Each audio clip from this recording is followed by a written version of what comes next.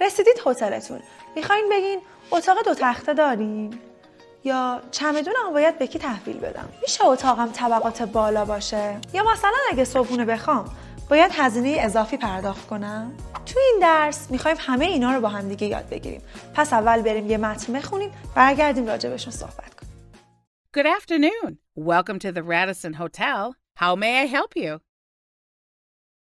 Hi, I'm checking in. I have a reservation for today. It's under the name of Williams. Yes, Mr. Williams, you have a single room reserved for 2 nights. Is that right? Yes, it is.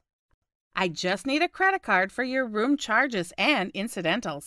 Sure, here you are. This is your key. You are in room 402. Take the elevators to the 4th floor. Your room is at the end of the corridor on your left. Do you need any help with your luggage? No thanks, I can carry them myself. If you need anything, just dial 0 on your room phone. Enjoy your stay.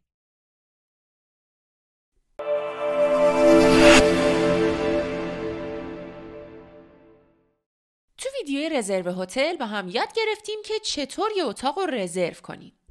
تو این ویدیو میخوایم یاد بگیریم که چطور اتاقی که رزرو کردیم رو تحویل بگیریم. بعد از ورود به هتل، زک به مسئول پذیرش میگه Hi, I'm checking in.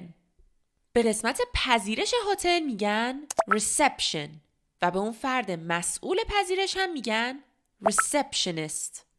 یه کلمه دیگه هم که به وفور به جای reception استفاده میشه front desk هستش. فعل check-in یه فعل پرکاربرد تو هتل است به معنی تحویل گرفتن اتاق و پذیرش شدن.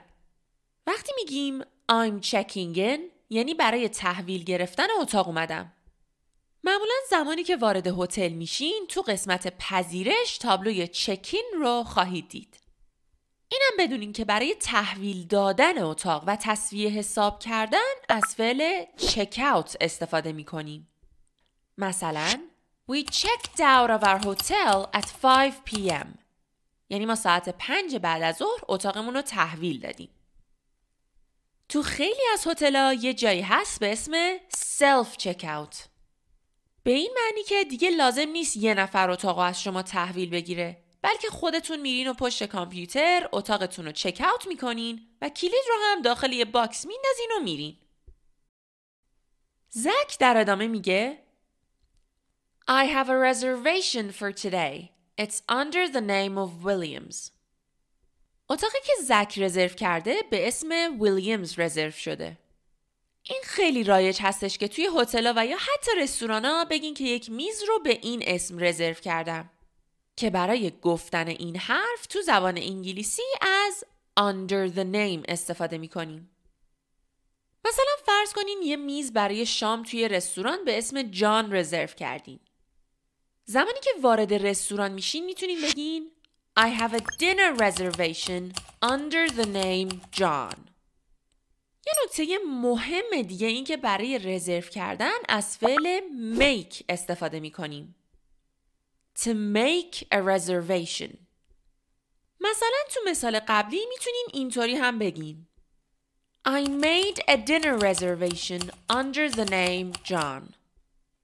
یا مثلا وقتی به مسئول پذیرش هتل میگین من برای امروز یه اتاق رزرو کردم ممکن ازتون بپرسه Under what name is the reservation؟ یعنی رزرواسیون شما برای چه اسمی بوده یا اسمتون توی رزرویشن چیه؟ یا مثلا May I have the credit card you used to make the reservation؟ یعنی میتونید کردیت کاردی که باهاش رزرواسیون رو انجام دادین و به هم بدین؟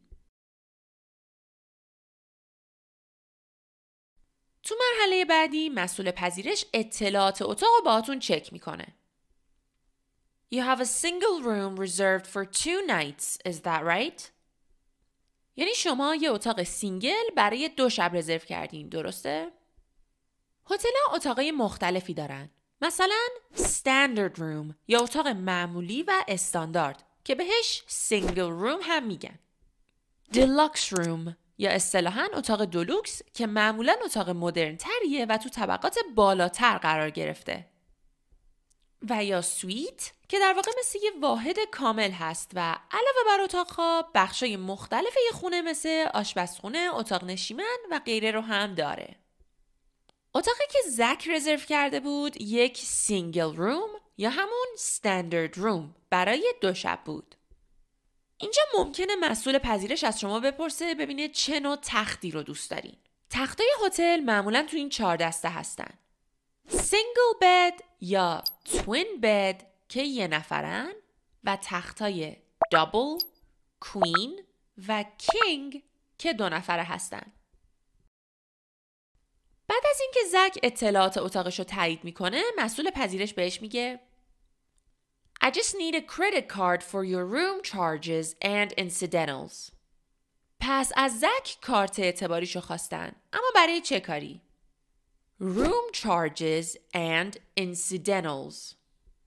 charge یعنی هزینه.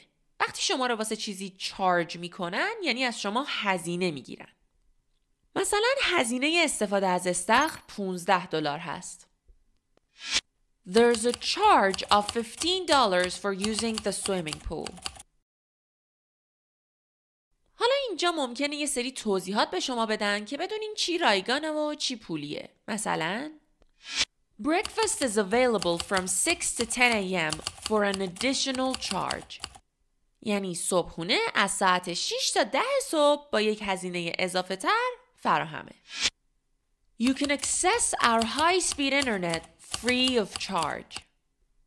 یعنی شما میتونین به صورت رایگان از اینترنت پرسرعت ما استفاده کنین. یا مثلا Room cleaning service will be provided at no charge.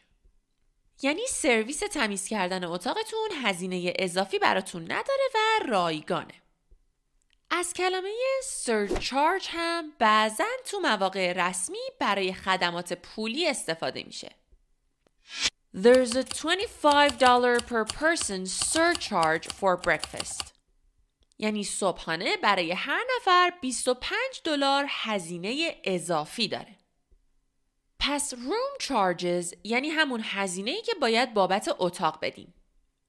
خوبه که بدونیم که از این کلمه تو فارسی هم استفاده میکنیم. مثلا وقتی تو آپارتمان میگیم شارژ ماهانه فلان قدره، اینجا شارژ یعنی هزینه‌ای که هر ماه باید برای نگهداری و نظافت از آپارتمان پرداخت کنیم. incidentals در اینجا یعنی هزینه‌های فرعی اقامت. همونطور که گفتم توی هتل‌ها برای استفاده از بعضی امکانات باید هزینه بیشتری پرداخت کنیم. مثلا هزینه تلفن بین‌المللی یا هزینه مصرف نوشیدنی‌های داخل یخچال اتاقتون یا مینی بار. به مجموع این هزینه‌ها میگن incidentals. معمولاً در زمان چکین از شما شماره کارتتون رو میگیرن که بعد از چک اوت اگه از این امکانات استفاده کرده باشین پولش رو از کارتتون کم کنه. یه کلمه خیلی مهمم که میخوام اینجا یاد بگیرین این کلمه است. complimentary. این کلمه تو فارسی معادل مناسبی نداره. ولی اگه یه چیزی complimentary باشه یعنی اون چیز به صورت رایگان به شما اهدا شده. مثلا ممکنه ریسپشنیست هتل به شما بگه تو اتاقتون یه بطری شراب به صورت complimentary براتون فراهم کردیم. یا مثلا بگه که ما به شما به صورت complimentary اجازه میدیم که late check out داشته باشین. یعنی هرچند طبق قانون باید ساعت 12 ظهر اتاقو تخلیه کنین ولی ما به صورت رایگان به شما اجازه میدیم دیرتر اتاقو تحویل بدین. خب برگردیم به متنمون. پس زک باید کردیت کاردو میداد که در صورت لزوم برای پرداخت این هزینه ها ازش استفاده بشه. مسئول پذیرش کلیدای زک رو بهش میده و میگه اتاق 402 برای اونه و راهنماییش میکنه که چطور به اتاقش برسه. Take the elevator to the 4th floor. Your room is at the end of the corridor on your left. Elevator یعنی آسانسور. برای صحبت راجع به رفتن به جایی به آسانسور از فعل take استفاده میکنیم. به همین خاطر اگه میخوایم بگین من با آسانسور رفتم طبقه 8 هتل مثل فارسی نگین I went to the 8th floor by elevator. بلکه باید بگین I took the elevator to the 8th floor. بد نیست اینم بدونین که توی انگلیسی بریتیش به آسانسور lift گفته میشه. فلور یعنی طبقه. مثلا همین 8th floor که میشه طبقه 8م. یا مثلا اتاقم تو طبقه چندمه. On which floor is my room?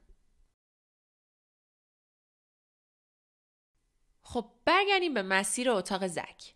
مسئول پذیرش در ادامه میگه که بعد از رفتن با آسانسور به طبقه 4م Your room is at the end of the corridor on your left.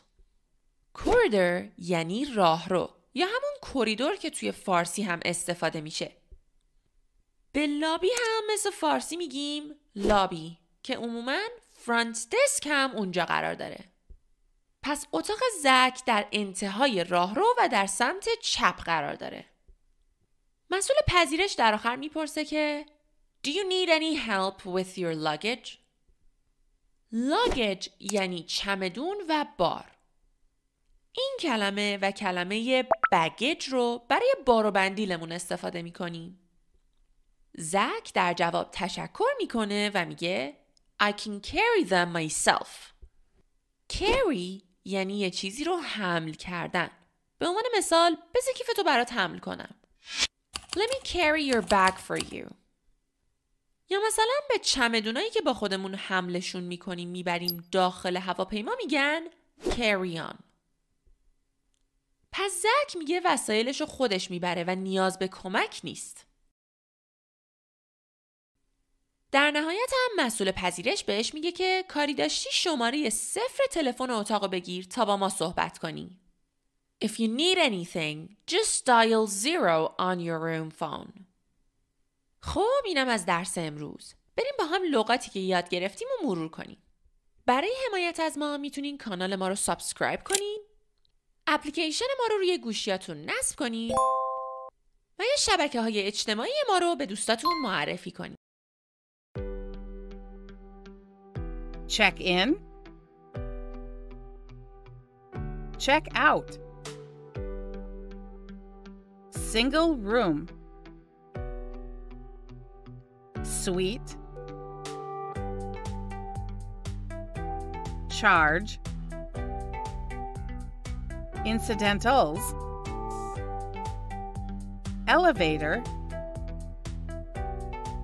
Floor.